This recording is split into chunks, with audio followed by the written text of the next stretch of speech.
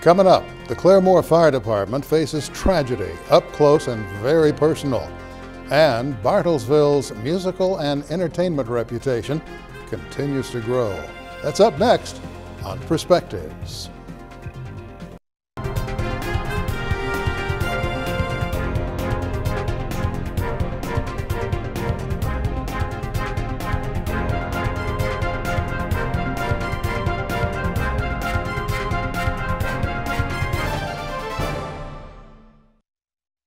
I'm Sam Jones. As I start my 10th season with Rogers State Public Television, I do so surrounded by a whole new look. While I spent the summer with family, Vidalia onions, homegrown tomatoes, baseball, fishing, and a little bit of travel, my extended family at RSU Public Television was taking advantage of the downtime to make a few needed and planned changes. Now, my reputation with a hammer isn't all that healthy, and I complain a lot, so I wasn't invited to the party.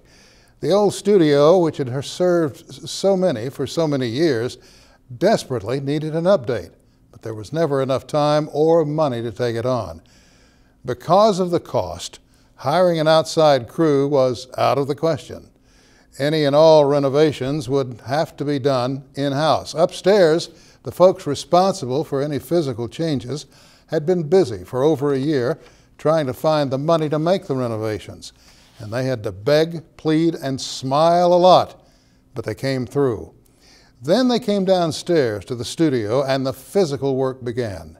First, the studio walls were redone in a manner that allows for considerably more live as well as taped shows to be produced. Then came the sets. The show that I host, Perspectives, has a new look. Change is also coming for I Want Answers.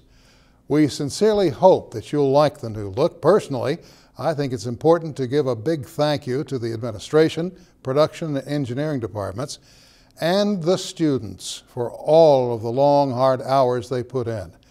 They did an incredible job, while they always do. And while I'm on the subject, it's important for you to understand that public television is considered by many to be the red-haired stepchild of broadcasting. In fact, there are those in Washington that would like to do away with all public broadcasting. RSU Public Television doesn't make any money from commercials or government, yet our programming is always a cut above the rest. Shows such as I Want Answers, Midsummer's Murders, Miss Fisher's Mysteries, The Red Green Show, Green Country People and Places, and WPC 56. That's a new police drama set in the 50s. And that programming costs money. Where do we get that money?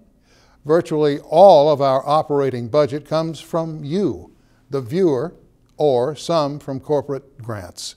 Now, I've seen what the talented men, women, and students associated with Rogers State Public Television can do. Year after year, they take what you contribute and turn it into quality television, and that's not only an alternative for what seems to cover the landscape, but it also informs, educates, and entertains. You won't find Naked and Afraid, or The Real Housewives of Somewhere, or Fat Guys in the Woods, or any other alleged reality TV show, which isn't.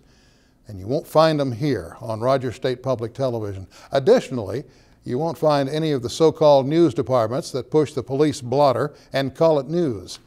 On RSU Public Television, we don't provide a dating service, and we sure don't offer programming that children shouldn't watch.